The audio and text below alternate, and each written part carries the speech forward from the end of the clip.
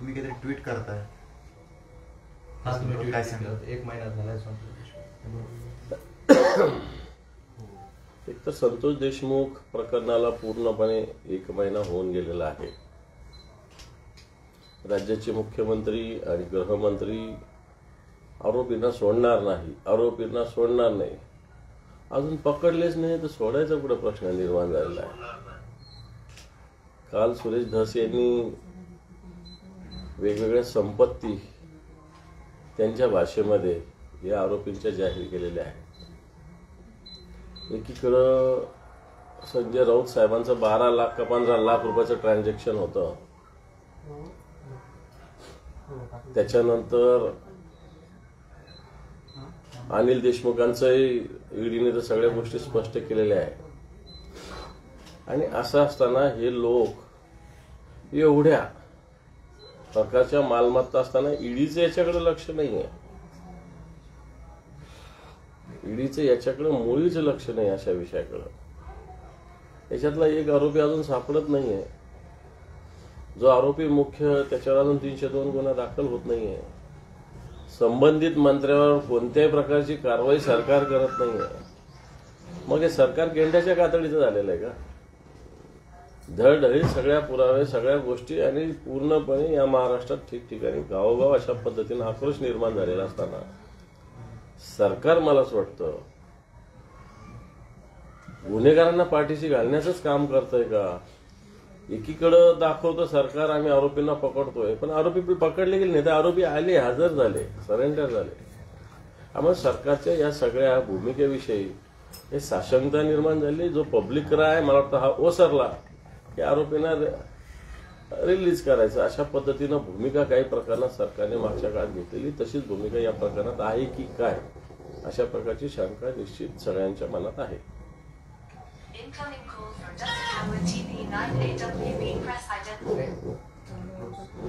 फडणवीसांनी असं म्हटलंय की 2019 साल आलं नसतं तर महाराष्ट्र प्रगतीपथावर गेला असता. मला असं वाटतं मागच्या 2.5 वर्षात यांचं सरकार आहे. या काळात राज्य किती प्रगतीपथावर गेलं. केंद्राचं सरकार 2014 पासून आहे. रुपयाचं किती अवमूल्यन झालं. या सगळ्या गोष्टी जर समोर आल्या तर फडणवीसांना उत्तर मला असं वाटतं चांगल्या पद्धतीनं भेटेल. कारण हे सरकार नुसतं घोषणाबाजीत गुंतलेलं आहे. आज उद्योग मोठ्या प्रमाणावर गुजरात, कर्नाटक, तामिळनाडू या राज्यात जात आहेत. महाराष्ट्रातले उद्योग दुसरीकडे वळवले जात आहेत आणि महाराष्ट्राचं सरकार मूग घेऊन गप्प आणि डोळे लावून एकदम झोपेचं सोंग घेतलेलं सरकार आताच्या घडीला आहे.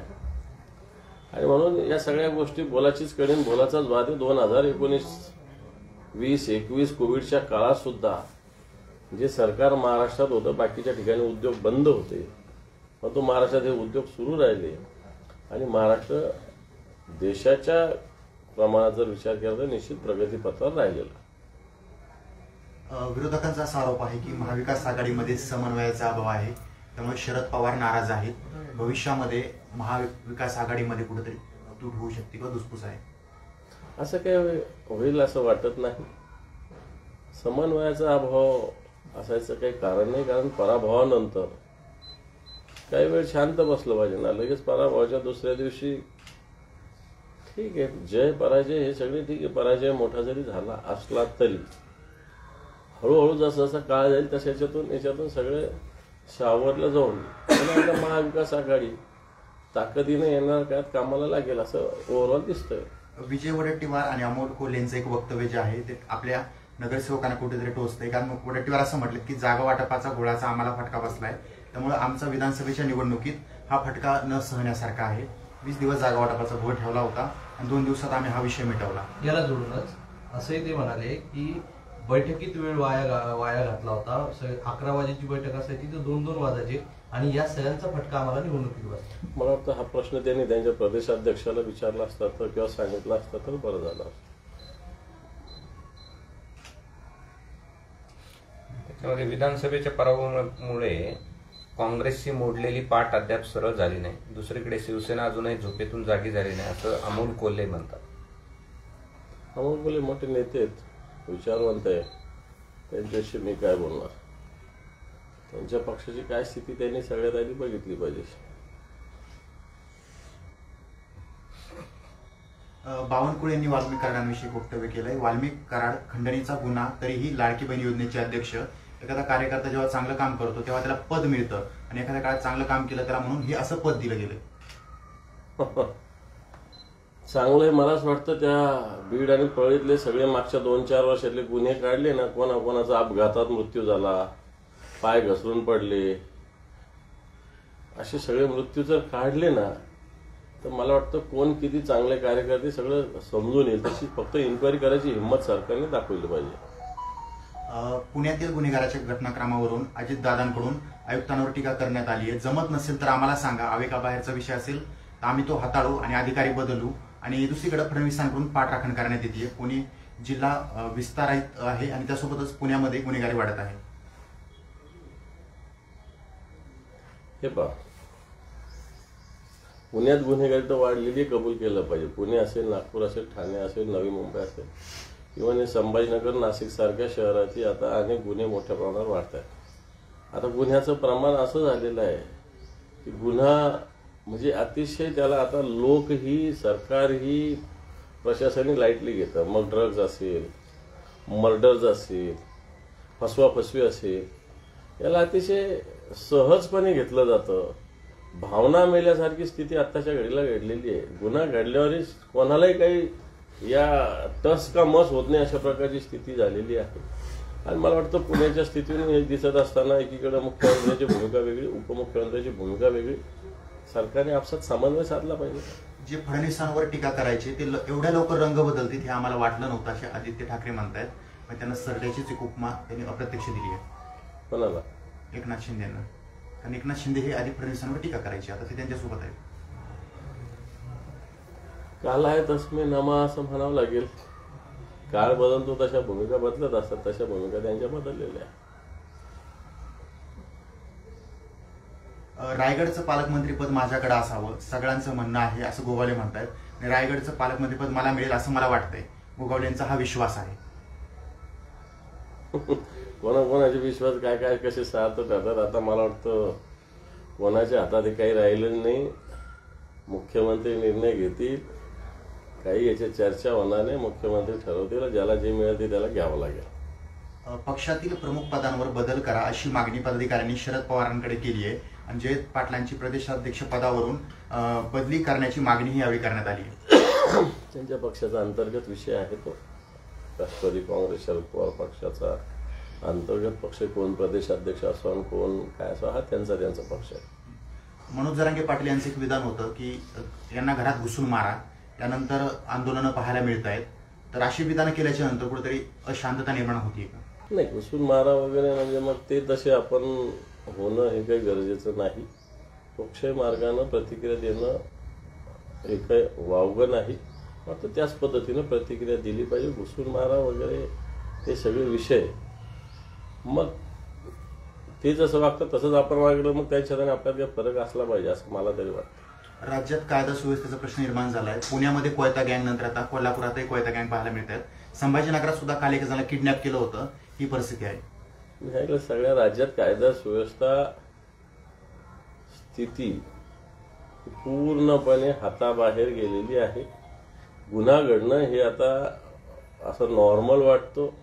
आधी एखादा घटना घडली तर ती अबनॉर्मल वाटायची, परंतु मला असं वाटतं आता माणसाच्या, प्रशासनाच्या, पोलिसांच्या भावनाच मेलेल्या आहेत. मुंबईमध्ये प्रदूषण वाढलंय. त्याला रस्त्याची कामं आणि निवडणुका संपल्यानंतर बाहेर अतिरिक्त फंड कारणीभूत आहे. आणि यामुळे मुंबईकरांचं जगणं कुठंतरी आवाक्याच्या बाहेर चाललंय.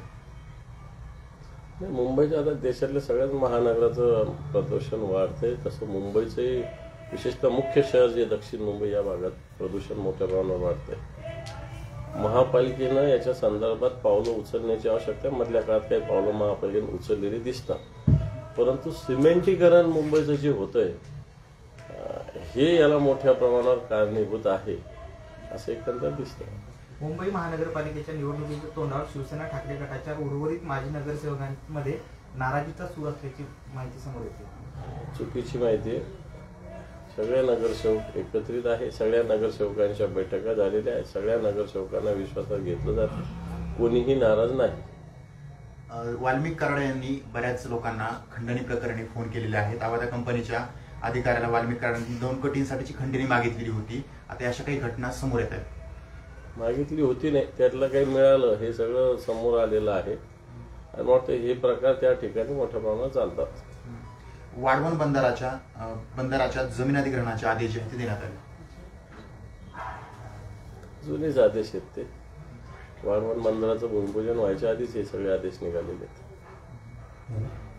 ती टोरेस नावाची कंपनी होती दादा, जे हिरे विकत घ्या, डुप्लिकेट हिरे, त्याचं जाळ एवढं पसरलं की कोट्यावधींची फसवणूक झालेली आहे राज्यामध्ये.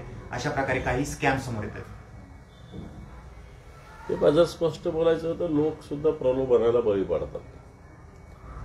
उगाच 2 पैसे मिळतात म्हणून त्याच्या मागे वाहवत जाणं आणि हे सगळ्यात मोठं चुकीचं आहे. तर अशा कंपन्यांचं फावतो. आता अशा कंपन्यांना ह्या जर गोष्टी केल्या असेल, आता याच्यावर नियंत्रण कोणाचंच नाही, ना सरकारचं नाही आहे, ना कोणी काही करू शकत नाही. आपण जनतेनंच अशा पद्धतीनं गुंतवणूक करताना विश्वासार्ह ठिकाणी केली पाहिजे. हे सगळ्यात महत्वाचं. जनतेचं एक भूमिका याच्यामध्ये महत्वाची मला तरी असं वाटतं.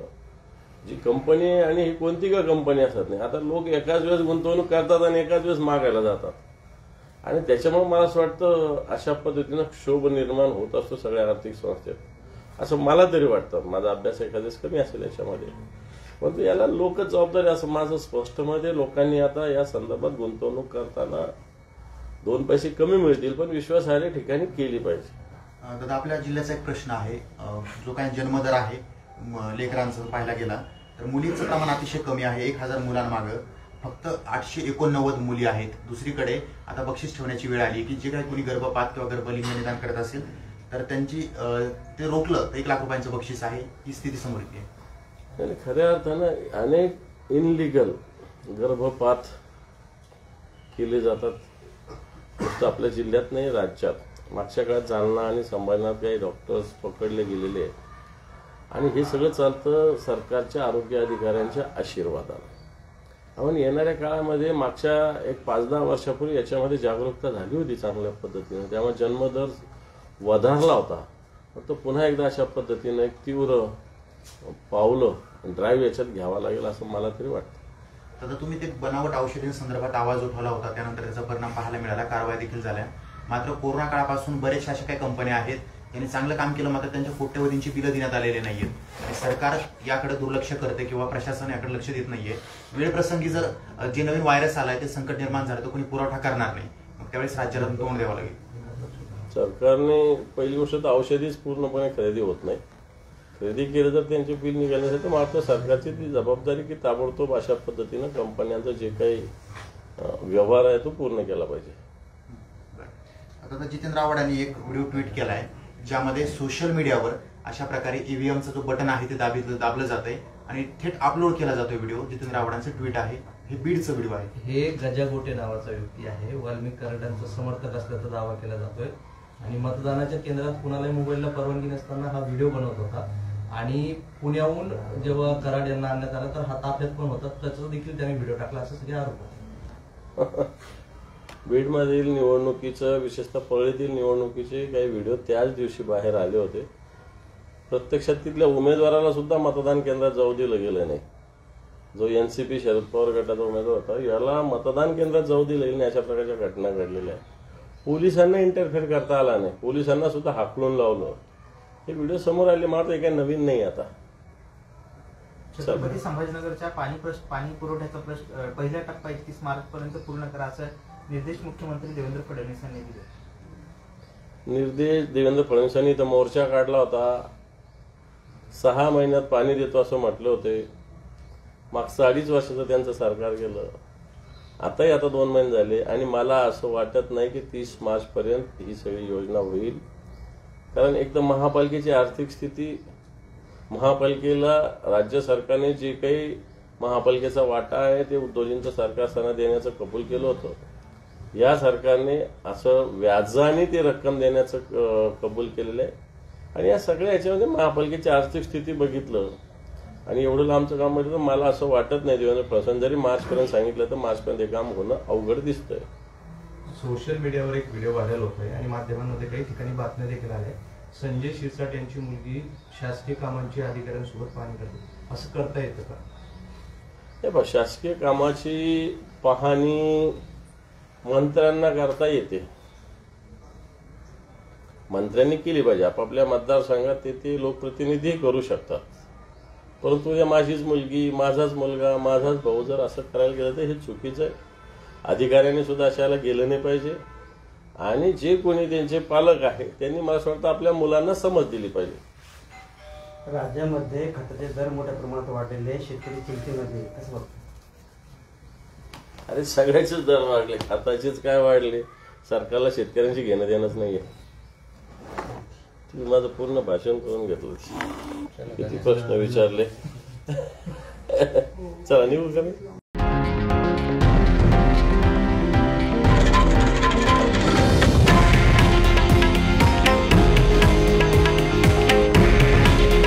हे आहे देशातील नंबर 1 न्यूज नेटवर्क आणि आपण पाहत आहात TV9 मराठी.